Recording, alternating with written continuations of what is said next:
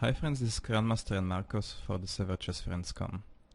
Today I would like to show you a typical classical course book game which was played by Vladimir Kramnik this summer at the Dortmund Super Tournament. Vladimir Kramnik was white and his opponent was Georg Meier. If you wanna see very good chess in a very classical style where it's quite difficult to recognize if the game was from Capablanca or Botvinnik or Kramnik or some Grandmaster today, you have to go to Vladimir Kramnik because he plays all the traditional openings and his style is really rock solid and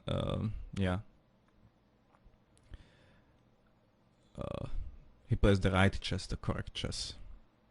Aronian doesn't do that. Well, so the topic of this lesson, which I'm giving to you and Kramnik gave to me, is an isolated pawn and how to fight with an isolated pawn. So Kramnik played c4. His opponent was, as I said, Georg Meier, who is the second best German player at the moment. He played knight f6, white played knight c3, and black played c5. Here you can say that Vladimir doesn't really rely on his opening preparation, as is quite often said. People used to say that he's a boring player with a very solid style, which is based on opening preparation. Here you can see that it is not so, because while in the English opening, black has so many choices how he can vary his game that it would be quite difficult to prepare for them all.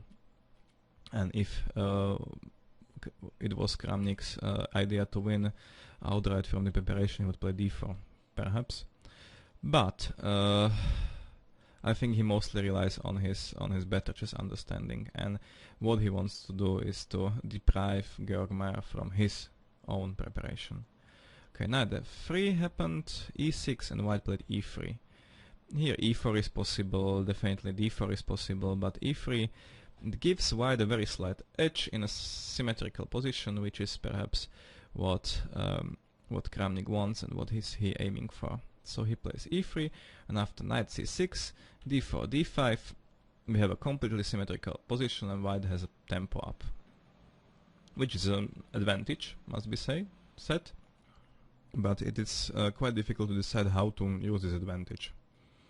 Sometimes white try to play a3 in this position, and if black responds with a6, then to take on c5, play b4, and get at least some pull on the queen side. But Vladimir plays differently here. He takes on d5 and clarifies the center immediately. And now black has a choice. Either he can take with the knight and play against an isolated pawn, or he can take with the pawn and play with an isolated pawn. I have to admit that I would take with the pawn and enjoy the space advantage and the free development which usually the side which has got the isolated pawn possesses. But of course it's quite difficult with Kramnik, because he would play slowly for some late middle game or some end game and try to use the weakness of this pawn, so it's quite a difficult choice. However, Georg took with the knight, and after some bishop c4, which is normal developing move, c takes d4, e takes d4, white now got his isolated pawn. Okay, let's do two more moves. Bishop e7 is normal, and two castlings. So the side with an isolated pawn, which is here, has more space because it's got two open files. First of all the e file and then the c file. After that, moreover, white has got two foreposts the two fortresses in the center. It is the e5 square and the c5 square, where you can put your knights or use it some other way. And generally, white pieces have more space and can move freely, which can be used, for example, for a kingside attack. Because you can never launch a successful flank attack without being solid in the center. So these are the advantages of an isolated pawn. Disadvantage, of course, is that you have lost the d5 square forever, more or less, and black will have a fortress there. And if black succeeds to exchange some pieces without his position deteriorating too much, then you can have problems in some late middle game or end game with the weakness of the pawn, the squares around him. Okay, white played rook e1, which is very normal. Rook on the open file, and we must not forget that the rook also aims to the king side. And now the most normal move is to take on c3, exchanging one pair of light pieces, and then you can play against these two pawns. They always, one can cover the second one, but they never will cover each other, so that there will be no weakness, so you still got some play. So that's the most normal way how to play this. But bishop f6, which was played in the game, is also quite common. Black attacks on d4, but what is more important, he gets some space for protecting his fortress on d5.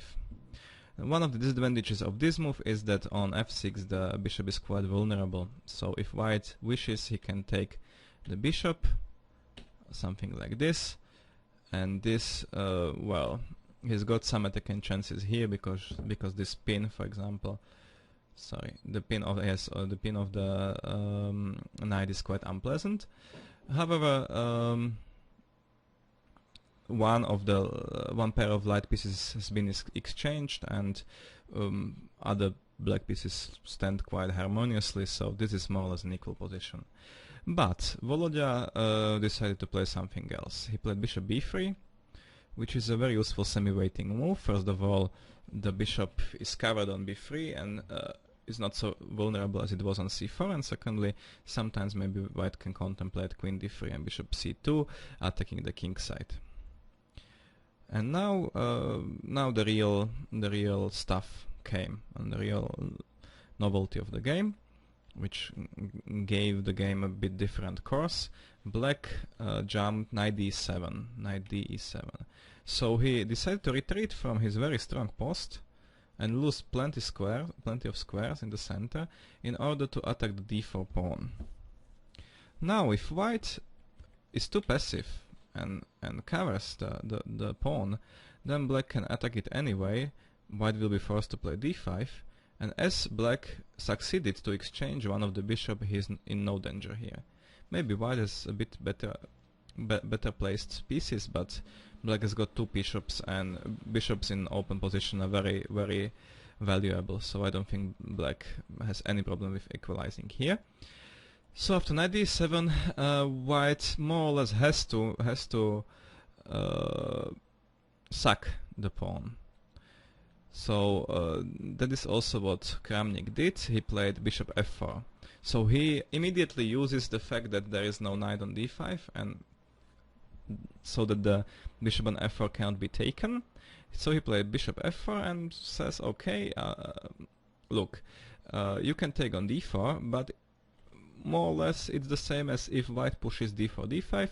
Simply the d4 pawn sometimes can also be a barrier in playing, for example, along the d file. So at least the game will get open and I will have chances to get into your camp. Black took with the bishop. Taking with the knight is interesting, but after some knight e4, it's very difficult to say what black has to do. Because now after knight b3, white exchange on f6 and takes here.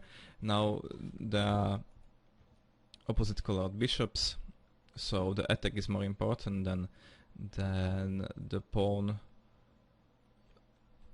the small material advantage of black, and white has got plenty of play against the weakened king side of black. So here white definitely has some compensation, and if we return to the position of knight e4, maybe black can take on f3, but after queen f3, bishop takes b2, rook ad1.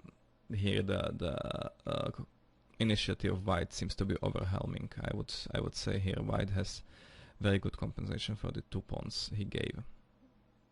So anyway, black took with the bishop on d4.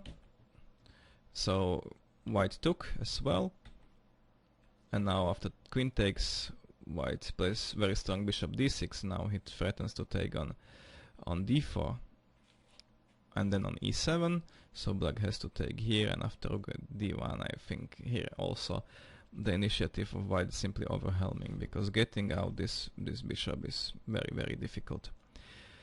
So anyway, black took with the knight on d4, and now it seems that black has got well placed knight, and if he takes on b3, he will simply be a pawn up. White needs at least something for this pawn, so he very calmly retreated with the bishop. He played bishop c4. This is a very interesting situation, that white, even if he is a pawn down, he decides to play calmly, to play good moves, to play developing moves.